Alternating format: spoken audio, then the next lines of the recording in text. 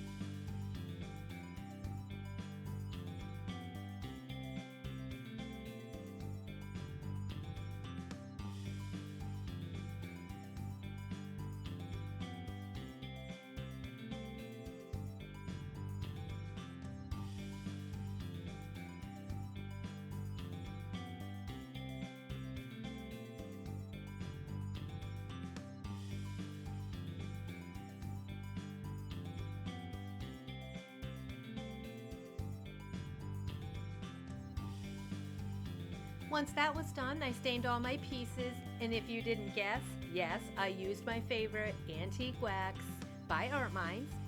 I stained them on the front, the backs, and the sides, and gave them time to dry.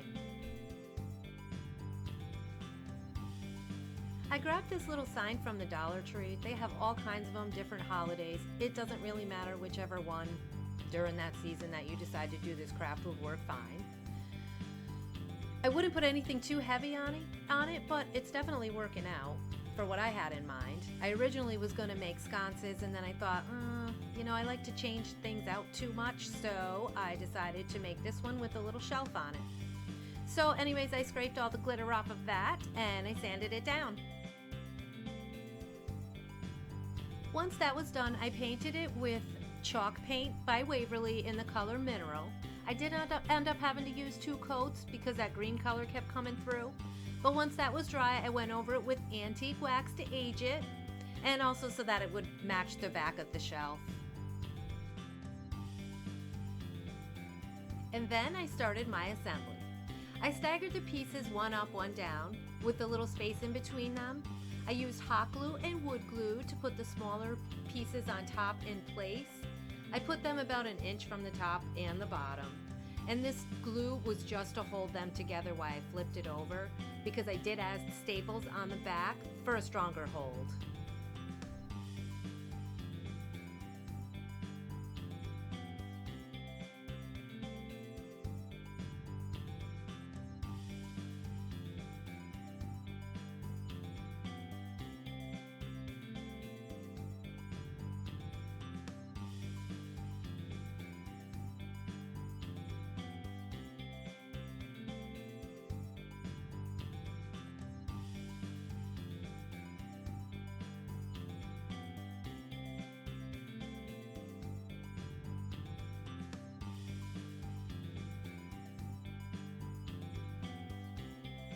I used the same technique to add the shelf to it. I put the hot glue with the wood glue, then stapled it from the back side. Normally, I would use a jute string for my hangers because I really love that rustic feel so much. But I had a hanger. If you don't have a hanger for the back, please use the jute string. I like it a lot. It just so happened I had the extra hanger, so I decided to use it.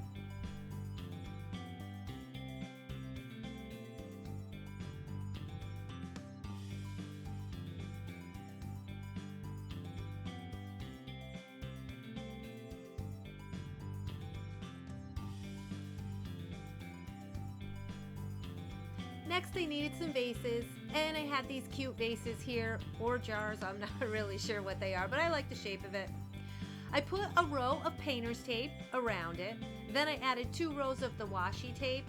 I was looking for a big fat line and then 2 smaller ones. I used the white chalk paint and I painted this with 2 coats.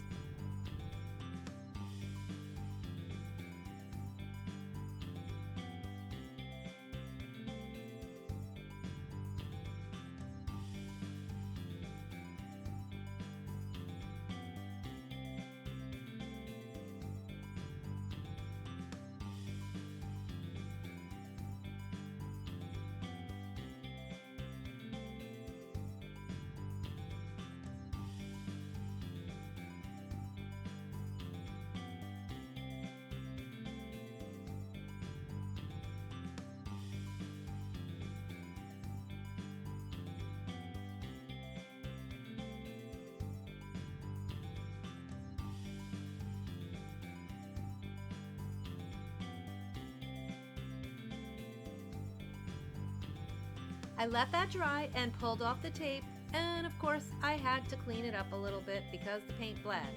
Anybody have any ideas how to get clean lines when painting on glass with tape? I always seem to have to clean them up, but I don't see other people that have that same problem. I don't know.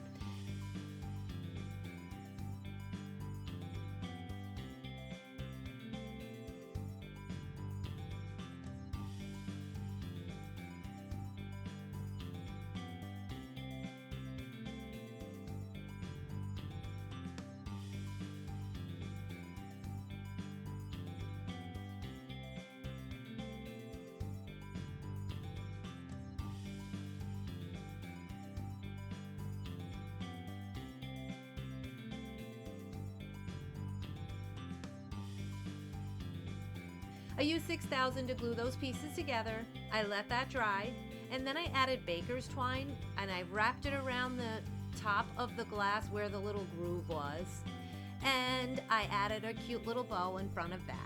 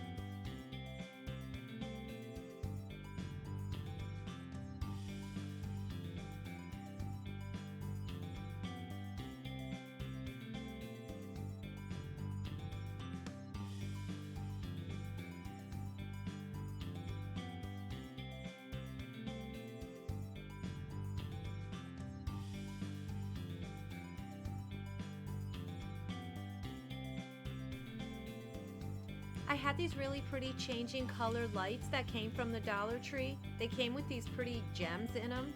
I added it to the vase and I called this DIY done.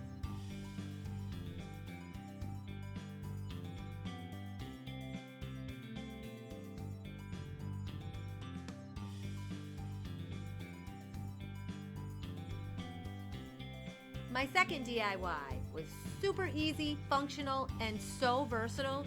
You have so many options here, you don't need any crazy skills to do any of it. I got this wooden sign at a move-in sale. I paid under $2 for it, and it's super nice quality. As cute as it is, I thought about putting it up somewhere near my patio area.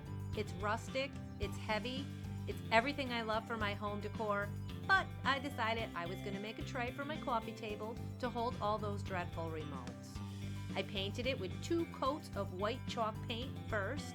I painted the backs, the fronts, and the sides.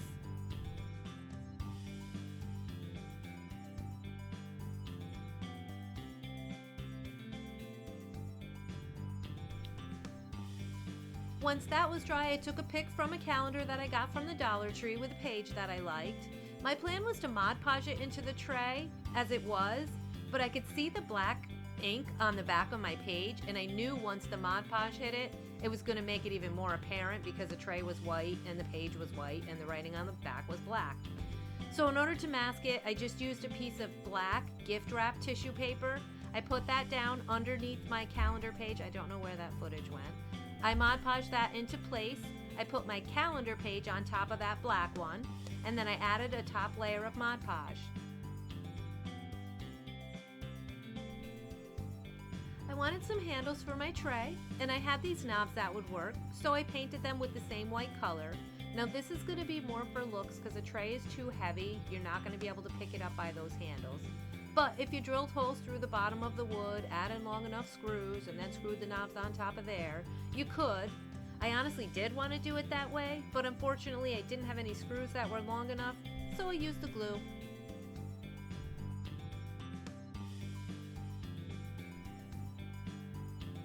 I use Gorilla Glue and I use hot glue. I did my best to glue them in the middle of the sides of the tray. Of course, I had to do a little distressing after that, and I used my truffle chalk paint by Waverly. I did it with the dry brush technique. I went lightly over the knobs and all over the entire tray, and that was it for the last DIY. I hope you like these simple rustic DIYs today. As always, I appreciate you spending your time with me. I hope you found some inspiration in these crafts today. That's my intent. I really hope you consider subscribing to my channel. It helps it to grow. And if you saw something you liked today, please hit that thumbs up button. And don't be shy with your comments. I hope to see you all next time, and until then, keep those glue guns at the ready.